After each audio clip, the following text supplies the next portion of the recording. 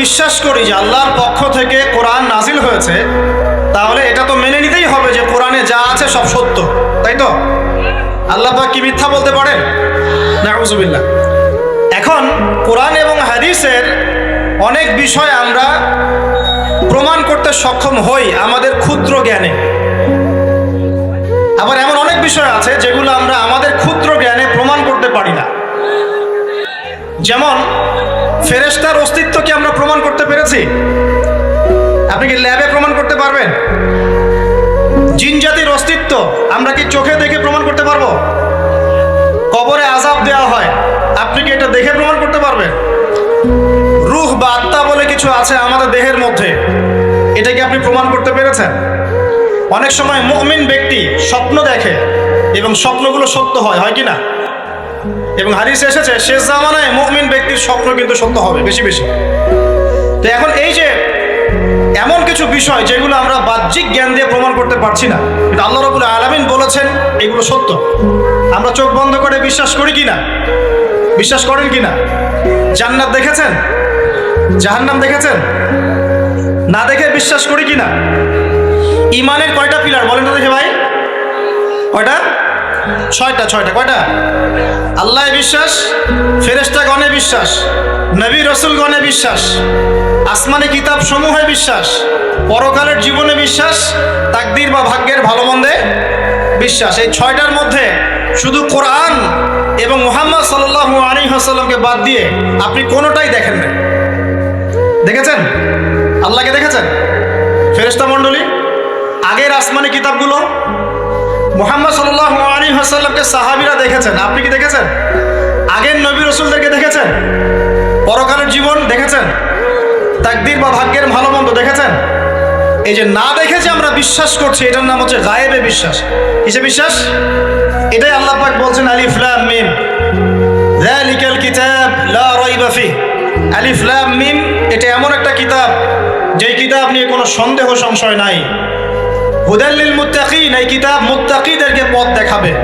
কারা মুত্তাকি? আল্লাযীনা ইউমিনুনা বিল গায়বি, যারা এই অদৃশ্যে বিশ্বাস করে। বলেন সুবহানাল্লাহ। আল্লাহ পাকের আদেশ পালন করার নিমিত্তে, তার ইবাদত করার নিমিত্তে আমরা আল্লাহ পাকের এই আদেশগুলোকে না দেখেই বিশ্বাস করি। এখন কিছু মানুষ বলতে পারে তাহলে এগুলোর বৈজ্ঞানিক ব্যাখ্যা কি? উত্তর হচ্ছে এই যে কোরআন এবং হাদিসের সবকিছুকে বৈজ্ঞানিক ব্যাখ্যার মানদণ্ডে উত্তীর্ণ হয়ে আসতে হবে জরুরি না এটা। কারণ বিজ্ঞানের অনুসিদ্ধান্তগুলো সময়ে সময়ে বদলে যায়। আল্লাহ রাব্বুল আলামিনের বিধান কখনো বদলাবে না। কথা কি বুঝতে পারছেন? আর আল্লাহ রাব্বুল আলামিন আমাদেরকে অসীম জ্ঞান দিয়ে সৃষ্টি করেন নাই, ক্ষুদ্র জ্ঞান দিয়ে সৃষ্টি করেছে। আমরা আমাদের ক্ষুদ্র জ্ঞানে এতটুকু প্রমাণ করতে পারবো না। ভালো করে বোঝেন, আমরা আমাদের ক্ষুদ্র জ্ঞানে এতটুকু প্রমাণ করতে পারবো না যে আগামীকাল আপনার সাথে কি ঘটবে। বলতে পারবেন? কেউ পারবে? তো যে মানুষ তার সাথে আগামীকাল কি ঘটবে সেটাই বলতে পারছে না, সেই মানুষ কি আল্লাহ রাব্বুল আলামিনের এই মহাবিশ্বের অসীম জ্ঞানের অতল তলে ডুব দিতে পারবে? আমি বলছিলাম ইমানের 6 পিলার কি আপনি চোখে দেখেছেন? তারপরে বিশ্বাস করি কিনা ভাই? আচ্ছা, এখন আমরা এই জায়গায় ছিলাম যে আল্লাহ পাকের জ্ঞানটা অসীম। আল্লাহ পাকের জ্ঞান কি ভাই? আমি অসীমের একটা উদাহরণ দিয়ে বোঝাচ্ছি। মনে করেন এখানে আমরা যারা উপস্থিত আছি, আমরা সবাই জান্নাতে চলে গেলাম, মনে করেন, আল্লাহ কবুল করুন। জান্নাতে যাওয়ার পরে কি সময় শেষ হয়ে যাবে? সময় আরো চলতে থাকবে। আচ্ছা, জান্নাতে যাওয়ার পরে 1 কোটি, 2 কোটি, 5 কোটি, 10 কোটি, 100 কোটি বছর পর এই জান্নাতীরা কি করবে, কি খাবে, কোথায় ঘুরবে, কোথায় ফিরবে, আল্লাহ রাব্বুল আলামিন এখনই সেটা জানেন। আলহামদুলিল্লাহ, বলেন আল্লাহু আকবার।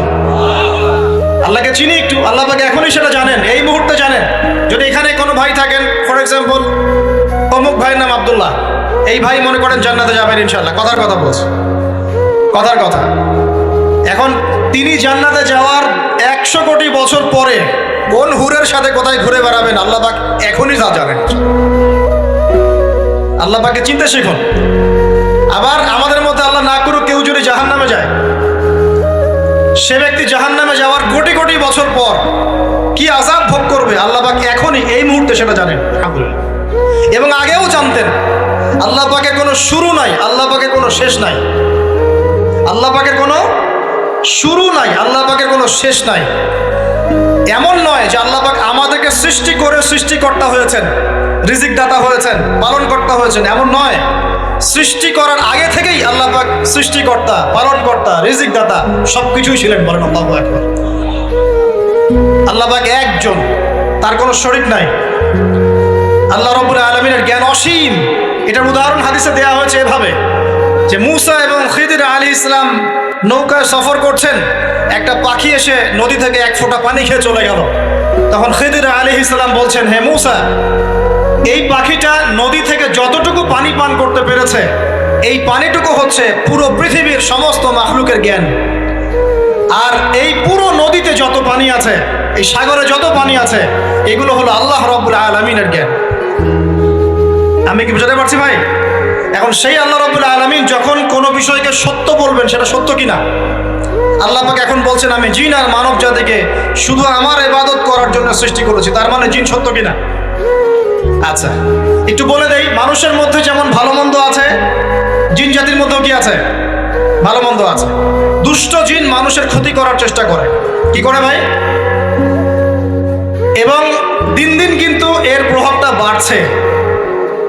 তো এখান থেকে বাঁচার জন্য কিছু প্রোটেকশন আগে বলে দেই, তারপর সামনে যাই। প্রত্যেক দিন সকালে এবং সন্ধ্যায় 3 বার করে সূরা ইখলাস পড়বেন। কুল হুয়াল্লাহু আহাদ, আল্লাহুস সামাদ, লাম ইয়ালিদ ওয়া লাম ইউলাদ ওয়া লাম ইয়াকুল লাহু কুফুয়ান আহাদ। সকালে সন্ধ্যায় কয়বার? 3 বার। আর 3 বার পড়বেন সূরা ফালাক, কুল আউযু বিরাব্বিল ফালাক, এই সূরা। আর 3 বার পড়বেন সূরা নাস, কুল আউযু বিরাব্বিন নাস। এটা প্রত্যেক ফরজ নামাজের পর একবার করে পড়বেন আয়াতুল কুরসি। আয়াতুল কুরসি কোন সূরা আছে? কত নম্বর আয়াত? মাশাআল্লাহ, 255। আল্লাহু লা ইলাহা ইল্লা হুয়াল হাইয়ুল কাইয়্যুম, এখান থেকে শেষ পর্যন্ত। আর কি করবেন? রাতের বেলা ঘুমানোর সময় পড়বেন সূরাতুল বাকারা, এর শেষের 2টা বা 3টা আয়াত। লিল্লাহি মা ফিস সামাওয়াতি ওয়া মা ফিল আরদ, এখান থেকে ফানসুরনা আলাল কওমিল কাফিরিন পর্যন্ত। নবী সাল্লাল্লাহু আলাইহি ওয়াসাল্লাম বলেছেন, রাতের বেলা কেউ যদি সূরা বাকারার শেষের এই 2টা 3টা আয়াত পড়ে ঘুমায়, সারা রাত আপনি যদি ইবাদতে থাকতেন যে নেকি পেতেন, এটা পড়ে ঘুমানোর ফলে সেই নেকি পাবেন ইনশাআল্লাহ। এখন বলেন দেখি, কতজনের সূরা বাকারার শেষের 3টা আয়াত মুখস্থ আছে? মাশাআল্লাহ। তো এখন বলেন আমাকে, আল কোরআনের আলো ঘরে ঘরে কি জ্বলবে? বলেন।